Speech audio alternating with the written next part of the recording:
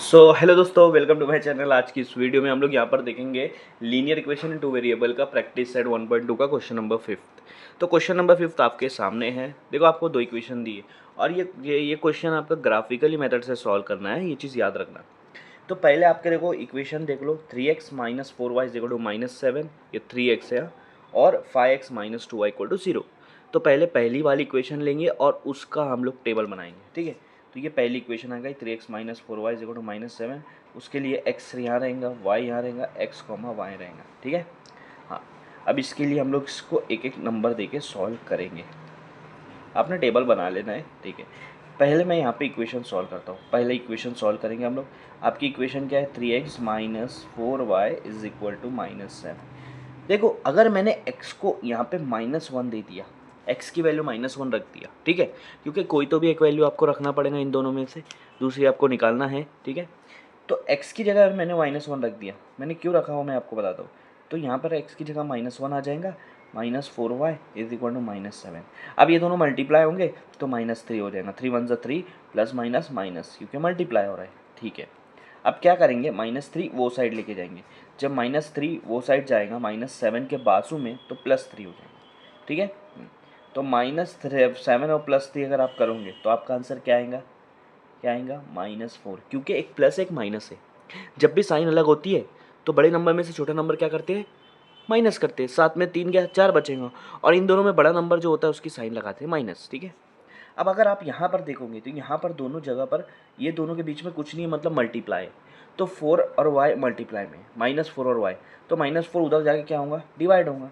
क्यों उधर लेके जा रहे हैं, इसलिए क्योंकि नंबर एक तरफ करते हैं। Minus minus cancel, 4 4 cancel, answer आया 1। अब आपको समझा होगा कि मैंने -1 क्यों रखा, ताकि ये आपका 3 में ही रहे। जब -3 बने तो -3 उधर जाके +3 होगा, तो ये दोनों प्लस माइनस होकर 4 की वैल्यू लाएंगे, इसलिए मैंने -1 रखा, ताकि वो 4 से आसानी से डिवाइड हो सके, ठीक है। पहला कोऑर्डिनेट आ गया -1 1, ठीक है। अब दूसरा कोऑर्डिनेट क्या रखेंगे हम, सोचो क्या रख सकते। अगर मैंने, ठीक है, अब मैंने x की जगह -1 रखा। अगर y, हाँ, x की जगह 1 रखूँगा तो 3 हो जाएगा, 3 उधर जाके माइनस होगा, ठीक है, ये कर सकते हैं। x की जगह 1 रखते हैं हम लोग, ठीक है। अब x की जगह 1 रखेंगे तो 3 के बाद x की जगह 1 आएगा, -4 इज इक्वल टू -7। 3 1 ज़ा 3, -4 y इज इक्वल टू -7। 3 उधर जाके क्या हो जाएगा, यहाँ पे अभी यहाँ पर ध्यान दो, बहुत लोग बच्चे लोग क्या करते हैं, उधर जाके प्लस कर देंगे, बोलेंगे 3 के बाद तो माइनस है। अरे ये नहीं देखा जाता, 3 से पहले साइन क्या है, कुछ नहीं, मतलब प्लस है। उधर जाके वो क्या होगा, माइनस हो जाएगा।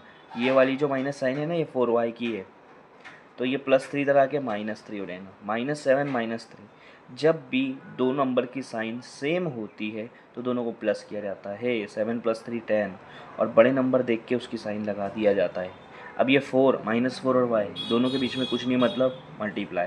तो मल्टीप्लाई उधर जाके क्या होगा, डिवाइड होगा, ठीक है। नंबर एक तरफ लाना है, इसलिए उसको इधर लाए, माइनस माइनस कैंसिल। 4 के टेबल में 10 नहीं आता है, 4 2 ज़ा 8 आएगा, बचा कितना, 2 बचा। यहाँ पॉइंट लगाएंगे, यहाँ 0। 4 के टेबल में 20 कितने पे आता है, 5 पे। तो y की वैल्यू क्या आ गई, 2.5। x की वैल्यू 1 है तो y की वैल्यू क्या आएंगी, 2.5। कोऑर्डिनेट मिल गया 1, 2.5। इतना सिंपल सा कंसेप्ट है। अब आप क्या करो, तीसरा निकालना है। तीसरे के लिए मैं यहाँ पे इस तरह से कर देता हूँ ताकि दूसरा वाला नीचे बना सके। तीसरे के लिए क्या करेंगे हम लोग, x की वैल्यू 0 रख देते ना, x की वैल्यू 0 रख देते। हाँ, तो आपका 3 × 0 हो जाएगा, -4y इज इक्वल टू -7। कोई भी नंबर 0 से मल्टीप्लाई होकर 0 ही हो जाता है, और 0 जहाँ पे आया उसको हटा दो। आपके पास क्या बच रहा, -4y बच रहा, -7 बच रहा।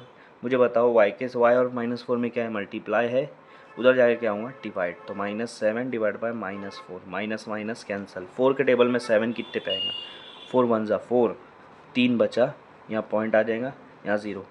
3 बोले 30 हो गया। 4 के टेबल में 7 पे 28 आता है, फिर 2 बचा, फिर 0 लगाओ, 5 पे 20 आता है। तो आपका आंसर है 1.75। अगर मैंने x की वैल्यू 0 रखा, y की वैल्यू आएंगी 1.75। तो यहाँ पर आएगा 0, 1.75। तो अब अगर आप देखोगे x एक्सिस में -1 1 0 है, y एक्सिस पे 1 2.5 1.75।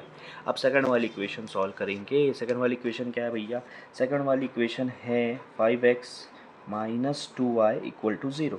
यहाँ भी इसकी हम लोग बनाएंगे x y और x, y, ठीक है, एक्स वाई और एक्स कॉमा वाई, यहाँ पर इसका टेबल बनेगा।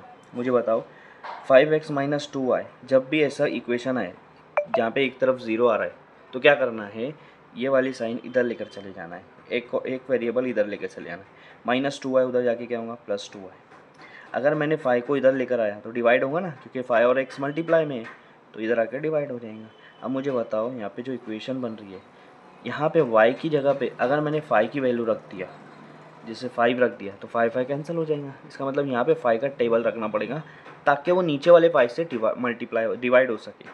अब क्या करेंगे हम लोग, y की जगह पे पहले 5 ज़ीरो रखेंगे, पहले ज़ीरो रखते, ठीक है, पहले ज़ीरो रखते थे। ज़ीरो इसलिए रख रहा हूँ कि x की वैल्यू 2/5, y की जगह ज़ीरो रखेंगे तो पूरा नंबर ज़ीरो हो जाएगा मल्टीप्लाई में, तो आंसर भी ज़ीरो आएगा, मतलब x ज़ीरो तो y भी ज़ीरो, 0,0, ताकि आपका बहुत बड़ा नंबर ना यूज़ हो सके। क्योंकि मैं अगर 5 रखता, 10 रखता, 15 रखता तो मुझे 15 तक के फिर ग्राफ में बनाना पड़ता था, इसलिए मैंने ज़ीरो रखा पहले। अब रखेंगे हम y की जगह 5, तो हमारे पास इक्वेशन क्या है, 2/5 y, तो y की जगह मैंने क्या रखना है, 5 कैंसिल, तो x की वैल्यू क्या आ गई, 2, यहाँ रख दो 2,5, ये दूसरा कोऑर्डिनेट।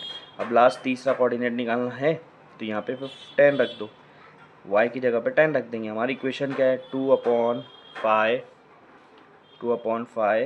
y की जगह 10, 5 1 ज़ा 5 2 ज़ा 2 2 ज़ा क्या हो जाएगा 4, क्योंकि यहाँ पे ब्रैकेट है मतलब मल्टीप्लाई है, 2 2 ज़ा 4, तो जब 4 रख रहे हैं तब 10 आ रही है, तो ये कोऑर्डिनेट आपको मिल गए। ठीक है, दोनों कोऑर्डिनेट आपको मिल गए। अब यहाँ पर आपको ग्राफ बनाना है। अब अगर पहला कोऑर्डिनेट क्या है, यहाँ पे मैं कोऑर्डिनेट लिख देता हूँ ताकि आपको समझे। -1 1 पहली इक्वेशन का कोऑर्डिनेट, 1 2.5 दूसरी पहली इक्वेशन का ही कोऑर्डिनेट है। 3 कोऑर्डिनेट आते हैं तो तीनों कोऑर्डिनेट यहाँ रख दिया। अब दूसरी इक्वेशन का कोऑर्डिनेट रखता हूँ 0 0 0 0 2 5 4 10। अब इसको हम लोग पॉइंट करेंगे, ठीक है। पॉइंट कैसे करते हैं, देखो -1 1 पहला जो नंबर होता है वो आड़ी लाइन में देखते हैं, आड़ी लाइन में -1 यहाँ रहे, फिर वर्टिकल लाइन में दूसरा नंबर देखते हैं 1, -1 और 1 दोनों कहाँ मिलेंगे, यहाँ मिलेंगे, तो यहाँ पे पॉइंट कर दो, इसको लिख देंगे -1 और 1 कोऑर्डिनेट। अब दूसरा है 1 2.5, मतलब हॉरिजॉन्टल लाइन में 1 कहाँ रहे, यहाँ, वर्टिकल लाइन में 2.5 कहाँ आएगा, 2 और 3 के बीच में, तो ये दोनों कहाँ मिलेंगे, यहाँ पे, ये आ गया आपका 1,2.5। तीसरा 0,1.75, एक्स पे 0, मतलब एक्स पे नहीं ढूंढना है, एक्स 0 हो गया, वाई पे 1.75 बोला है, 1.75 कहाँ पर आएगा, 1.75, 1.5 और 2 के एकदम बीच में, यहाँ पे, ठीक है। तो ये क्या करना है, इनको जोड़ देना है, एक लाइन बन जाएंगे, आपको इनको जोड़ देना है तो एक लाइन बन जाएंगे। देखो तीनों एक लाइन पे आ रहे तीनों एक लाइन पे, इनको मैं क्या करूँगा, इस तरह से जोड़ के एक लाइन बना दूंगा। वो लाइन की इक्वेशन रहेंगी पहली वाली equation, 3x - 4y is equal to -7। आगे तीनों कोऑर्डिनेट। अब दूसरी वाली इक्वेशन के कोऑर्डिनेट्स को पॉइंट करेंगे, यहाँ पे लोकेट करेंगे। पहला 0 0 है तो मतलब पहला आएगा आपका ओरिजिन पे, ये भी 0 ये भी 0। दूसरा है 2,5, मतलब x पे 2 ये, और y पे 5 यहाँ पर आएंगे, यहाँ पर ये हो गया। फिर तीसरा है 4,10, x पे 4 ये और y पे 10 यहाँ पे, बस इसको जोड़ दो और देखो दोनों कहाँ पर मीट कर रहे हैं, दोनों एक दूसरे से कहाँ पर मिल रहे हैं, वो आपका x एक्सिस और y एक्सिस है। ये देखो ये मिल गए। ये इक्वेशन का नाम दे देंगे हम लोग, ये इक्वेशन का इक्वेशन दे देंगे इस लाइन की, 5x - 2y = 0। सबसे पहले स्केल लिख देते हैं, फिर और x और y बताता हूँ। स्केल क्या लिखोगे आप, स्केल लिखोगे on X axis. X axis पे आपने क्या लिया है, ये एक्स एक्सिस है। देखो 1 सेंटीमीटर इसको बोलते हैं, 1 सेंटीमीटर में एक यूनिट बड़ी है, तो एक्स एक्सिस पे 1 centimetre is equal to 1 unit हो जाएगा, ठीक है। ऑन वाई एक्सिस क्या है, आपने सही से लिख लेना है, एक के नीचे 1 सेंटीमीटर के बराबर कितना है, यहाँ भी 1 यूनिट है, ठीक है, लिख लिया। दोनों कहाँ पर मीट कर रहे हैं, अगर आप ये देखो, ये बताओ मुझे कि एक्स ये जो दोनों लाइन है एक दूसरे को इंटरसेक्ट कर रहे हैं, वो कहाँ पे इंटरसेक्ट कर रहे हैं, एक्स एक्सिस से कहाँ कितनी दूरी पे है और वाई एक्सिस से कितनी दूरी पर है, इससे आपको आंसर यहाँ पे मिल जाएगा, ठीक है। तो एक्स एक्सिस पे अगर आप देखोगे, अगर आप एक्स एक्सिस पे देखोगे तो वो 1 पर आ रहा है, देखो ये 1 पर आ रहा है, और वाई एक्सिस पे देखोगे तो 2 और 3 के एकदम बीच में आ रहा है, देखो 2 और 3 एकदम बीच में, तो x एक्सिस पर आ रहा है वो 1 पर और y एक्सिस पर आ रहा है वो 2.5, 2 और 3 के बीच में कहाँ पे 2.5। तो x इज इक्वल टू 1 और y इज इक्वल टू 2.5, ये आपका फाइनल आंसर रहेगा इस वाले इक्वेशन का। सो देखो ये हमारा क्वेश्चन नंबर 6 है। क्वेश्चन नंबर 6 के ऊपर स्टार बनाया है, मतलब थोड़ा सा डिफिकल्ट उन्होंने ऐसा बताया है, ठीक है। यहाँ भी 2 इक्वेशन है, इसको भी ग्राफिकली मेथड से सॉल्व करेंगे। तो पहली वाली इक्वेशन ले लेते हैं, 2x minus 3y is equal to 4। अभी यहाँ पर इक्वेशन को देख कर लॉजिकली सोचने की थोड़ा सा कोशिश करो। कैसे कि अगर माइनस वाला है तो y की वैल्यू रखने की कोशिश करो, y की वैल्यू। लेकिन अगर अब मैंने, देखो मैं बताता हूँ आपको, अगर मैंने y की वैल्यू 0 रखा तो ये 4 हो जाएगा, ये 2 हो जाएगा, आपका ये सॉल्व हो जाएगा। तो मैं सबसे पहले y की वैल्यू 0 रखता हूँ, आपको समझ में आएगा मैं ये 0 क्यों रख रहा हूँ। तो देखो यहाँ पे 2x माइनस 3y है, y की जगह मैं रख देता हूँ 0। जब मैंने y की वैल्यू 0 रखा तो यहाँ पे वैल्यू 0 हो गई, क्योंकि कोई भी नंबर 0 से मल्टीप्लाई होकर 0 हो जाता है। तो आपके पास बचेगा 2x इज इक्वल टू 4, क्योंकि ये माइनस 0 हट जाएगा, ठीक है। अब 2 जो है उधर जाकर डिवाइड होगा, क्योंकि 2 और x मल्टीप्लाई में, तो 2 उधर जाकर डिवाइड होगा। याद रखना 2 हमेशा इधर आकर डिवाइड होगा, ये वाली इक्वेशन y की वैल्यू रखेंगे तो यहाँ पे ऐसा ही नंबर, ऊपर ऐसा नंबर आना चाहिए जो 2 के टेबल में आए, इसलिए मैंने पहले 0 रखा। 2 1 सा 2 2 सा, तो x की वैल्यू क्या आ रही 2।